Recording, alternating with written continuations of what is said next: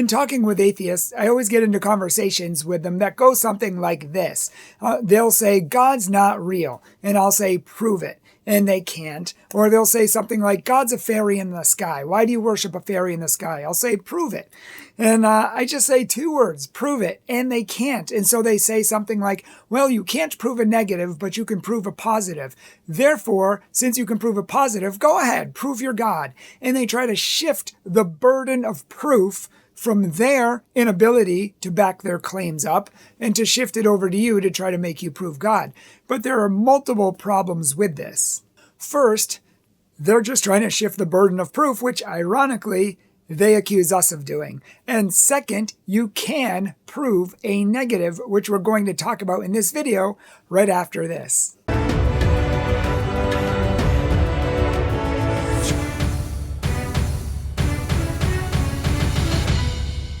Hello everyone, my name is Bryan Mercier. I'm the president of Catholic Truth. If you would like a Catholic speaker or retreat leader, please check out our website at catholictruth.org. Follow us on social media below. And if you would like to support our ministry, please see that below as well. We're looking and need many more monthly donors so we can continue to grow and expand Catholic Truth. And if you have any questions, feel free to email us at info@catholictruth.org. When we're talking about proof, many atheists want absolute proof, like 2 + 2 is 4, which ironically, they can't give themselves. Even if they're trying to prove a positive, an affirmative, they can't give absolute proof because you really can't prove anything scientifically with absolute proof, and that's just a fact. We could be in the Matrix for all we know. So why are they wanting Catholics and Christians and godly people, theists, to give absolute proof for God's existence, and they're not following their own rules because they can't give absolute proof for really anything. They can't prove that God doesn't exist with any proof whatsoever, and many of them don't even try. Things that we believed 2,000 years ago that were absolute facts scientifically are not facts today and were discovered to be wrong upon deeper research and a lot deeper technology and technological discoveries that we have today. And in 2,000 years, it might be the same way. Things we think are true today might not be true in the future. So we never know. And even science verifies this. Listen, one science organization says this: it is accurate to say that science does not provide absolute proof. Scientific theories and models are based on evidence and are constantly refined or replaced as new evidence emerges. While scientific evidence can strongly support a theory, it can never definitively prove it as an absolute truth. Likewise, another organization says we can never be 100%, that our perception of reality is accurate. Scientific experiments are virtually impossible to completely control. Further, science often uses inductive logic and it relies on probabilities to draw conclusions. All of this prevents science from ever proving anything with absolute certainty. So if they can't prove things with absolute certainty, why are they expecting us to prove that God exists with absolute certainty? That's not how people debate or go about proving something or disproving something. What most scientists and scholars mean by proof is the best explanation of the facts. Good arguments with good, solid, logical, rational reasoning. So both sides make claims. One says God exists and one says God is not real. Both sides make claims, therefore both sides need to back up those claims with evidence. And if you can't back up your claims with evidence, then why are you making them? And I tell this to atheists all the time. Even if you can't prove it, you should be able to offer logical and deductive reasoning to offer a conclusion that is more likely than the theist's version. Most times when atheists say there's no evidence for God, what it means is they actually haven't looked into it. They haven't actually researched it. In fact, in my discussions, I often ask them, how many books have you ever read by a theist from beginning to end, and what were the names of those books? And I've almost never got an atheist to come back and said, yes, I've read a book. I've done the research. No, they say things like, oh, I don't need to. I just know that God's not real. Or I don't need to read a book because there's no evidence for God in the first place. So they're already starting with the conclusion that they want, irregardless of any evidence that might be out there. So most atheists aren't looking at the evidence. They're not going by facts, and then they're accusing you of the same thing when in fact they're holding themselves to a double standard, expecting it of you but not of themselves. Just saying there's no evidence for God doesn't mean there's no evidence for God. It just means you haven't looked into it. And many people who have read an article or a tweet or watched a YouTube video, we really need to study both sides, because I have books by Richard Dawkins and Daniel Dennett and all the big atheists. I've studied both sides. I've heard both sides. People, if you really want to study an issue, you need to study both sides, but they haven't looked into the evidence, but they just don't care. And so they're taking that side for one reason or another. Now, getting back to the topic at hand, absence of evidence is not evidence of absence. I'll say that again. Absence of evidence is not evidence of absence. So just because there's a lack of evidence doesn't mean that something may or may not be true. Recently, we had some physical therapists come to my house to work with my daughter, and I had told them over text that she learned to stack blocks for the first time on her own. And they were so excited to see this happen. And when they arrived, they gave her blocks. They put them in front of her. They tried every method they knew to get her to stack the blocks, and she just wouldn't play their game. She wouldn't stack the blocks. And so they literally saw no evidence that she could stack blocks. Zero evidence that she could stack blocks. Now, in that absence of evidence, does that prove that she can't stack blocks? Not necessarily. If it was a cold experiment where she never had and she still couldn't, that would be good evidence. But the fact that they believed me. Why? Because number one, they have a relationship with me and we've been working together for years. Number two, I watch her every day and I have many more opportunities to see her stack blocks. And number three, her skills have been growing and progressing so much that this is actually an easy skill that she could likely do. So all the evidence was in favor that she did stack blocks, even though they themselves did not see it. They still believed it because there was evidence despite the fact that they themselves didn't see it. There's a lot of evidence that we don't see in the world. I mean, how many scientists say you can't see a black hole, but we actually can see black holes? I mean, to the naked eye, we can't see a black hole. We can't watch them, we can't observe them, but there are other signs that we know there's a black hole there. There are other signs that let us know what's going on.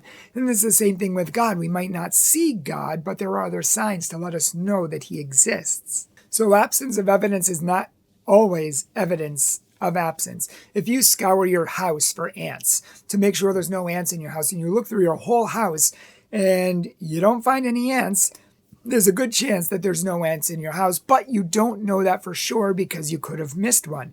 You could have not seen it under your desk or behind your bed or behind a bookshelf. There is a possibility that there's an ant, even though you scoured it and other people did too. There could be an ant still in your house, but based on the evidence, it seems likely that there's not an ant in your house. So again, when we're talking about proof for God or not for God, or really for most things, we're not talking about absolute proof, but probable proof. Is it more likely to believe in God, or is it more likely that God doesn't exist based on the evidence? Based on the law of non-contradiction, something can't be true and not true at the same time. My wife can't be in the living room and in the kitchen at the same time, unless she can bilocate. That would be cool. But she can't be in both rooms at the same time. She's either in one or she's in the other. Now, if I don't even look for her in the living room, I don't even look for the positive proof, but I start looking for the negative proof to see if she's anywhere else around the house, and I find her in the bedroom, then I know for a fact that she's not in the living room. I didn't go into the living room and find her and say, hey, there she is. That's positive proof she's there. Or I didn't go into the living room and not see her and say, oh, there's positive proof she's not there. No, I didn't even do that. But by finding her in the bedroom, I can know for a fact that she's not in the living room, and thereby proving a negative. Likewise, another example is that sugar is sweet. If a cake is made with sugar, then it's going to be sweet. If it's not made with sugar, then it won't be sweet. But if you eat a cake and it's not sweet, then you know that it's not made with sugar. You don't need to go into the ingredients list and positively establish that it's not made with sugar, because if it's not sweet, then it's not made with sugar, and thus you proved a negative, because if it was made with sugar, then it would be sweet, but it's not, and therefore it isn't. So to prove something, we simply need to have good evidence for or against it. You don't need to be absolute, but good evidence for or against it. What is the best explanation of the facts? The best explanation for the facts is that my wife is not in the living room because I found her in the bedroom, and that the cake is not sweet and therefore it's not made with sugar. That would be the best explanation of the facts, unless someone can somehow prove that differently. People try to prove or not prove the Loch Ness Monster all the time. People say there are absolutely sightings and real evidence for the Loch Ness Monster, and other people say there's not. So many scientists to date all say the Loch Ness Monster, based on the studies that have been done, say that the Loch Ness Monster does not exist. And they're overturning the theories and the conspiracy theories and the fraudulent claims by people. They're finding submarines with heads on top and other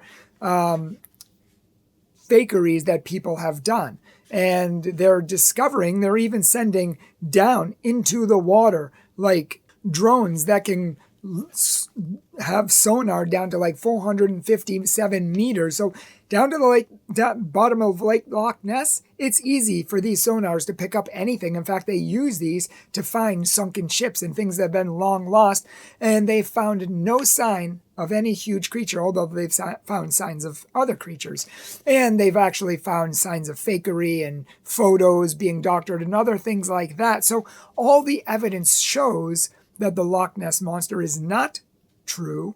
It does not exist, based on the evidence. And so they can prove that it doesn't exist based on actual evidence. So if we want to prove that God doesn't exist, there must be some form of evidence and argumentation against God as well. You can't just say, oh, well, God doesn't exist, there's no proof. No, that just means you haven't studied. And most people who say that, they don't want proof. They like living in their fantasy world. They like living in their fallacy, whether it's they don't want to follow God, they don't want to follow rules, they were disenfranchised with religion in some way, they don't want to get up for church, whatever it is. Most times when they say there's no evidence, it means they haven't looked into it. But the fact that they're not even interested in it shows that they don't care about the evidence, even though they demand it of you, which is very ironic. So there's not a lot of good proof for the Loch Ness Monster. You know, he's not constantly popping his head out. He's not constantly making these huge waves. There's not like real photos that, scientists and people have looked at and go, oh, yes, that is true. And there are a lot of fakeries, and there are a lot of people who have been shown to, be making things up. So there's not a lot of good evidence for the Loch Ness Monster, and there's a lot of evidence against it. So the most likely answer and the most likely explanation of the facts is that it doesn't exist.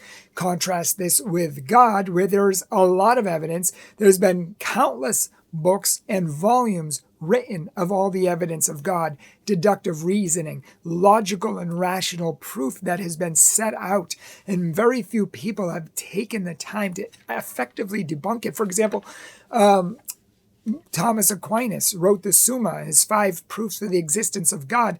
And most atheists have whipping boys. They find these really bad arguments and they'll attack those, and they'll leave Thomas Aquinas's and better arguments alone. Or even Richard Dawkins in his book, The God Delusion, spends a whole page and a half just trying to debunk some of the best arguments ever made, and doesn't really do a very good job because he doesn't even try to tackle them. But there are many logical deductive proofs and cosmological arguments and miracles and exorcisms and other proofs as well. I mean, we could go through whole books of them, but the fact is there is a lot of evidence for the existence of God. So if you're going to sanely claim that God doesn't exist, then you need to have evidence of that. You need to be able to not only look at, digest, and grapple with all of the evidence out there. You need to present a stronger case to show that, no, that evidence isn't good enough. This is why our evidence is stronger and shows that God is most likely, not a reasonable answer, and that he doesn't exist. Most people have not done that. If there were no exorcisms ever, if prayers were never answered, if there was no logical or deductive proof, if there were never any miracles, including scientifically verifiable miracles, of which we have many, if there were never any of these things, then yes, there would be really good logical reasons for saying, what evidence do you have? We don't see any evidence for God. Or, we don't think the evidence for God is that strong. Here's why ours is much stronger. But there is a lot of evidence for God, so you need to grapple with it, you need to digest it, and you need to show why it's not reasonable with good, logical, deductive proof of your own. So both sides make claims. One says God doesn't exist, and one says God does exist. One says God's real, one says God's not real. I mean, that seems pretty affirmative. God's not real. Or God's a fairy in the sky. Either way, both sides make claims. Both sides need to back it up with facts, or at least good, logical evidence. And if you can't do that, don't make the claim. Thanks so much for watching this video today. I hope it was helpful. We actually have a series of videos coming out called Bad Arguments by Atheists. We hear so many really bad atheist arguments. So we're going to start addressing them because you hear them a lot and they're really not good. But that's what you get when you don't want to look at the facts. That's what you have to resort to when you don't have good logical arguments instead. And many Christians have bad arguments too, to be fair. There are many bad Christian arguments. There are many bad evolution arguments. But the reality is there are many good ones as well, and those need to be grappled with and discussed. And both atheists and theists at the highest levels are discussing these more rationally. So if you like this video, definitely check out our other videos and help us, please, by sharing this video and giving it a like. And if you haven't subscribed to our video and our channel, then please do so. We would ask that everybody watching this, if you love it, please subscribe because that helps us as well. If you love what we do and you want to help support our ministry, we're looking for monthly donors, $25 a month, maybe you could give, or even $50. If God has blessed you, maybe $100 or $150. Or maybe if you're an angel donor or a philanthropist, we're looking to grow our ministry so we can reach more millions of people around the world. Please message us if you're interested at catholictruth.org or info@catholictruth.org. And please, please, please follow us on social media below so you can have daily inspiration and spirituality and apologetics. Follow us, and God bless. Hi everyone, my name is Kate. I'm the video editor here at Catholic Truth, and I just wanted to say on behalf of all of us, thank you so much for taking some time to watch our videos and learn more about your faith. You guys really make this channel possible, and we truly appreciate you being here. So thanks again, and God bless. Hi everyone, my name is Marlene. I'm the administrative assistant here at Catholic Truth, and we are so happy to have you join us in this journey and in this channel to learn more about the truth of Jesus and our wonderful Catholic faith. So thanks to all of you, and God bless you.